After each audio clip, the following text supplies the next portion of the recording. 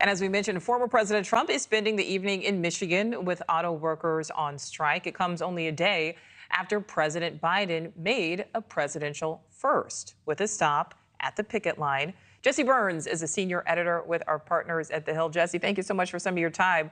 What can we likely expect to hear from the former president tonight? Thanks for having me, Nicole. It's definitely a clear contrast that we're seeing Trump trying to really focus on the general election. He's trying to focus on President Biden. He's trying to focus on Biden's policies. It remains to be seen if he'll even talk about his GOP rivals who will be at this main debate stage across the country tonight. And so, of course, President Biden there in Michigan, Detroit yesterday, striking with auto workers, demanding higher wages and more benefits.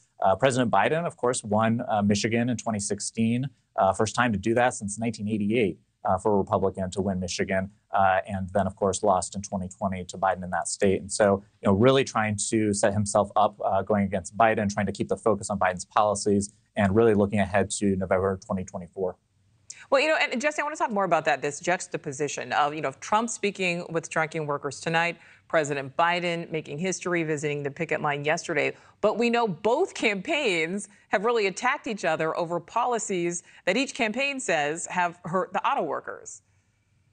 Right. And we've seen President Biden, of course, with the Inflation Reduction Act and other policies, really focusing on renewable energy, trying to focus on boosting electric vehicles across the country and this transition to newer energy resources. Former President Trump, of course, trying to kneecap that argument, saying that it hurts workers, it's hurting these manufacturing jobs in the Rust Belt, this area that was integral to Trump's 2016 victory, and really trying to cast doubt on whether that is the right strategy. The White House pushing back, looking at the manufacturing jobs under former President Trump and the state of those during his tenure. And so really trying to go head to head while drawing these contrasts on what they're actually advocating.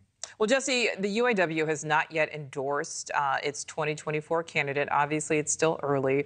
But are we going to continue to see this very public show of support until that happens? I think so. The UAW, of course, endorsed President Biden in 2020.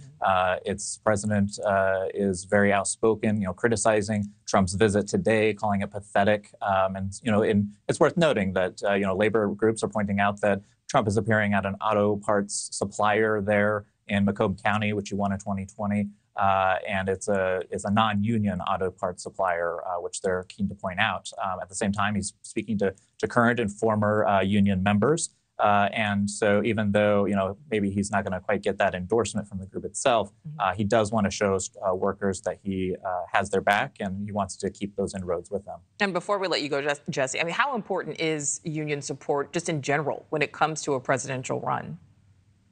Well, for Trump, it's much more important than for some of these other candidates. He got a large share of the pie of union support in 2020. Biden still retained the majority of it, but he got more than a lot of other Republicans that you're going to see on that debate stage tonight. And for him, the Rust Belt, that blue belt of Wisconsin, Minnesota, Ohio, Michigan, that was integral to Trump's victory in 2016. And so he's hoping for a repeat by keeping that support going in some of these key constituencies. Yeah, we'll see what happens. We'll see if that counter-programming works. Jesse Byrnes, thank you. Thank you for watching. Go to newsnationnow.com to find News Nation on your television provider. And don't forget to click the red subscribe button below to get more of News Nation's fact-driven, unbiased coverage.